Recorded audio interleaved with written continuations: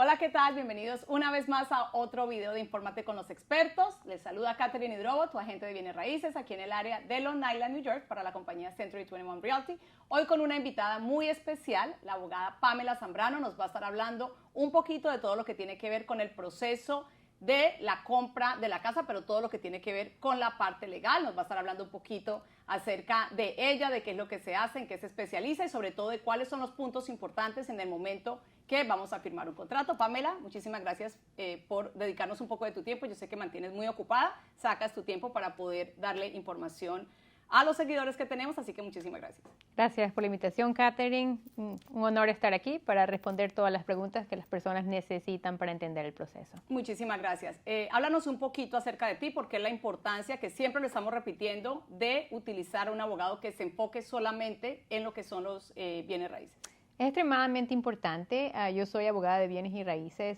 Hablo el idioma español, que es muy importante, ya que la representación legal incluye proteger los intereses de los clientes, asegurarse que ellos estén con 100% del entendimiento acerca del proceso. Es muy importante que el abogado de bienes y raíces hable su idioma. Cuando estamos hablando de lo que es el proceso de la compra y hablamos de abogados, siempre la gente tiene varias preguntas, ¿verdad? Te voy a estar haciendo varias preguntas, a ver si me las puedes contestar al tiempo. La primera, ¿por qué utilizar un abogado? Si es obligación utilizar un abogado cuando estás en la transacción, en este momento hablando de la compra de la casa, ¿y quién paga los honorarios del abogado? En el estado de Nueva York es requerido que las personas estén representadas legalmente en el proceso de compra de bienes y raíces, tanto como los vendedores como los compradores, y los costos legales son responsabilidad del comprador para su abogado y del vendedor para el abogado que ellos contratan. Es muy importante porque el abogado se encarga de revisar que el acuerdo que se hizo anticipado al contrato que se haya hecho esté solidificado en un documento legal que pueda ser válido si en algún caso se necesita hacer un proceso de juicio.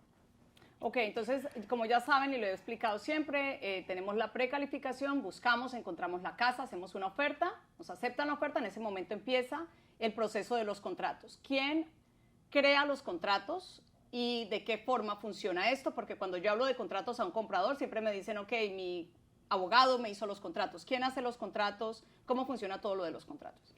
Inicialmente, una vez que ya se ha hecho un acuerdo entre los agentes de bienes y raíces, el abogado que representa al vendedor escribe los contratos basados en ese acuerdo inicial. Y luego esos contratos son enviados al abogado del comprador para que él revise que los mismos términos acordados, toda la información y todos los requerimientos estén incluidos en el documento. ¿Cuáles son las cosas más importantes cuando vamos a firmar contrato? Porque ahí es cuando ya la cosa se pone seria, que siempre decimos, ¿verdad? Hay una oferta, tratamos de ponernos de acuerdo en la oferta. En ese momento y hasta ese momento nos podemos echar para atrás o cosas pueden cambiar, pero cuando ya firmas un contrato y pones un down payment, la cosa se pone seria. ¿Cuáles son las cosas importantes que un comprador debe entender o debe preguntar cuando se sienta con el abogado que lo está representando? Un comprador tiene que tener bien claro acerca de las obligaciones contractuales que existen. Una de las más importantes obligaciones contractuales son las fechas. El contrato va a alinear qué tanto tiempo tiene esa persona para conseguir un préstamo, qué tanto tiempo tiene esa persona para llegar a la fecha de cierre y cuáles son las obligaciones que el vendedor tiene para el comprador.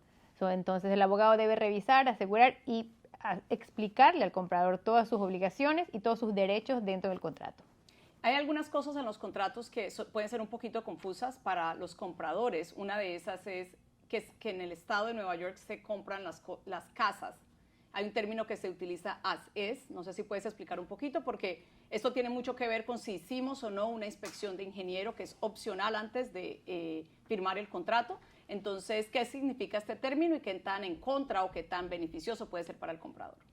En el estado de Nueva York, la mayoría de los contratos, no todos, pero la mayoría de los contratos, si las construcciones no son construcciones nuevas y son construcciones existentes, la propiedad se traspasa como está, o as is, como es en inglés. Ese término específicamente significa que la casa se vende como la persona lo vio en el momento que puso la oferta. Si la casa tenía un defecto y ellos fueron informados del defecto, vieron, es la forma como se va a traspasar la propiedad y el vendedor no va a tener ningún tipo de obligación de reparar ningún defecto que ya el comprador vio al momento de ver la propiedad. a no ser que se haya hecho un acuerdo adicional que esté dentro del contrato en el cual el vendedor acceda o se comprometa a hacer los arreglos acordados. Y cuando estás hablando de fechas, normalmente, ¿cuánto tiempo dura el proceso? ¿Cuánto tiempo normalmente tiene de fechas el contrato? ¿Y qué pasa si se vence este contrato y no hemos obtenido la aprobación del préstamo? Básicamente en el estado de Nueva York, la fecha que se pone en el contrato para el cierre es una fecha estimada. La mayoría de los contratos, por lo menos. Hay muchos contratos que tienen fechas límites y el tipo de contrato es un contrato demarcado con una fecha que tiene que ser en ese tiempo antes, pero la mayoría de los contratos en el estado de Nueva York se hacen con fecha estimada, lo que significa que la fecha que se escribe en el contrato hasta cuando el comprador tiene para hacer el cierre da un poco más de tiempo después de esa fecha, hasta 30 días. Pero luego de esos 30 días se pueden pedir extensiones. La fecha es un poco flexible si se utiliza el término que en inglés se dice on or about, y es el término más estándar en los contratos en Nueva York. Ok. Entonces, bueno, una de las preguntas que obviamente siempre hablamos de físicamente la casa, pero cuando hablemos de la parte legal de la casa, que tiene que más ver con el vendedor, que tiene que ver con el título. La gente dice, ¿quién ordena el título? ¿Quién revisa mi título? Mi abogado me va a proteger en cuanto al título. Entonces, háblanos un poquito de quién lo ordena, quién lo revisa para que la gente quede más tranquila, porque siempre estamos con que no queremos comprar una casa con problemas legales y para eso siempre hay una protección legal. Sí, una de las tareas más importantes del abogado en la representación legal en una compra o venta de una casa es la revisión de la investigación de la propiedad, que se llama el reporte de título. Es un reporte que el abogado se encarga de ordenar con una compañía de título, en el cual se puede averiguar toda la información legal de la propiedad, si la propiedad tiene algún juicio en contra de la propiedad, deudas que estén hechas gravamentadas sobre la propiedad, porque dentro del contrato es una de las condiciones estándares que el vendedor tiene la obligación de entregar una casa libre de cualquier problema legal. Entonces, la misión de los abogados de poder asegurar que nuestro cliente esté protegido es asegurarnos que todo esté en orden hasta el día del cierre. ¿Cuánto tiempo más o menos tarda lo que es la revisión del título? En el momento que se ordena el reporte de título, más o menos demora de 1 a 2 semanas. Luego nosotros revisamos, le dejamos saber a los abogados de los vendedores si hay alguna deficiencia o si hay algún requerimiento que ellos deben cumplir. Se les da suficiente, razonable tiempo, cantidad de tiempo para que ellos resuelvan. Y por lo general, en un mes ya está resuelto todo lo que es las observaciones del título. Y una de las preguntas que más nos hacen, ¿de qué forma puedo poner en riesgo mi down payment? La forma más común, el contrato es una serie de promesas que tanto el vendedor como el comprador hace para poder llegar a la parte final, que es el cierre. Si una de las dos partes rompe esas promesas, puede darle razón a un vendedor, tanto a un comprador, de tener ese depósito, que es lo que se pone en riesgo cuando usted firma ese contrato. Dependiendo de los términos del contrato, dependiendo de la transacción específica, ciertas obligaciones que existen en el contrato, en el momento que se fallan, le dan el derecho legal a ese vendedor de poderse quedar con ese dinero. Digamos, si una persona, solamente para utilizarlo como un ejemplo, si a una persona por alguna razón le niegan el préstamo, ¿se puede perder el down payment? Todo depende de en qué tiempo se le negaron el préstamo. La mayoría de los contratos tienen una cláusula estándar de que la compra o venta está condicionada a que la persona le aprueben una hipoteca o el financiamiento. Entonces, si ese financiamiento no es obtenido y se presentan pruebas de que hubo una negación formal de una institución bancaria, el comprador tiene derecho a pedir su depósito de regreso, pero siempre y cuando sea dentro de los tiempos límites que se le hayan dado a ese comprador para que puedan obtener esa aprobación. Ahora, si estamos ya dentro del contrato, de pronto no hemos obtenido todavía la aprobación del préstamo, pero ya cambiamos de opinión, ya no nos gusta esta casa, ya queremos salirnos de este contrato y buscar otra casa. En ese caso, ¿qué puede pasar con este down payment? Es muy peligroso hacer eso porque para poderte salir de un contrato legal que ya es válido y que es oficial, tiene que haber una razón legal para poder salirse. Entonces tendría que buscarse una forma de que legalmente se pueda pedir ese dinero de regreso y no darle el derecho a ese vendedor de que se quede con ese dinero.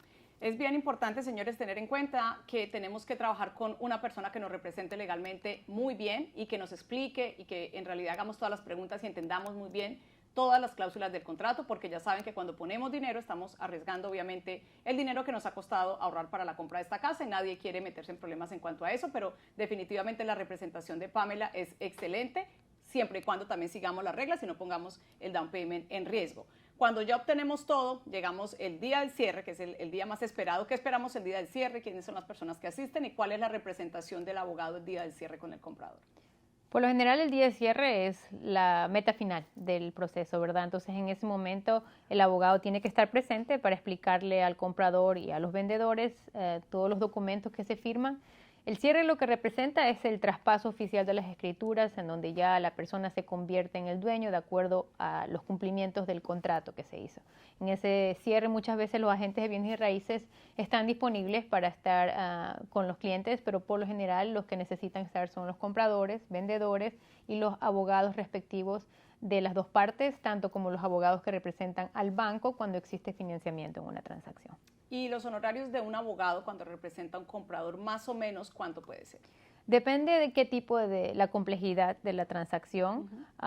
Los honorarios legales se cobran dependiendo del tipo de trabajo que se hace. En un contrato residencial, los costos oscilan de entre 1.700 hasta de pronto, si es algo muy complejo, con muchos acuerdos adicionales, pueden llegar hasta cerca a los $2.500 si es que es algo. Solamente para que tengan, solo para que tengan una idea y recuerden que, como lo dijo Pamela, cuando estás representando como comprador, tú pagas los honorarios, el vendedor paga su propio abogado, que es completamente distinto, y es la mejor forma de ser representado legalmente para protegernos todos. Si necesitan tu información, si necesitan que lo representes como comprador o vendedor, ¿cuál es tu información? ¿Dónde te pueden localizar? Mis oficinas están localizadas en Melville y mi número telefónico es 631-848-5863. Me pueden contactar para cualquier pregunta de asesoría legal de compra y venta de casas. Y de verdad que ya llevamos muchísimo tiempo con Pamela, siendo parte del equipo de Infórmate con los Expertos. Siempre se lo digo, muy contentos de la representación que hace a nuestros compradores, que es de las cosas más importantes, porque recuerden que todos tenemos la tarea, cada uno, en todo lo que tiene que ver con el proceso. La parte legal es de las más importantes y siempre queremos ser representados en nuestro idioma para que estemos tranquilos, porque recuerden, señores, que es una de las compras más grandes que hacemos en la vida. ¿Algo más que quieras adherir? Por ahora creo que eso sería todo. Simplemente que busquen una asesoración legal excelente, una asesoración de bienes y raíces excelente, y la parte financiera es muy importante también. Muchísimas gracias, Pamela, por tu tiempo. De verdad que te agradecemos muchísimo. Ya saben que para una consulta completamente gratis, o si quieren la información de Pamela y ya están de pronto en el proceso de compra o venta y necesitan representación legal, también me pueden llamar a mí, 631-627-3853. Con mucho gusto le doy la información de Pamela. Si tienen preguntas acerca de este tema, siempre me la pueden dejar en los comentarios y nos vemos en un próximo video.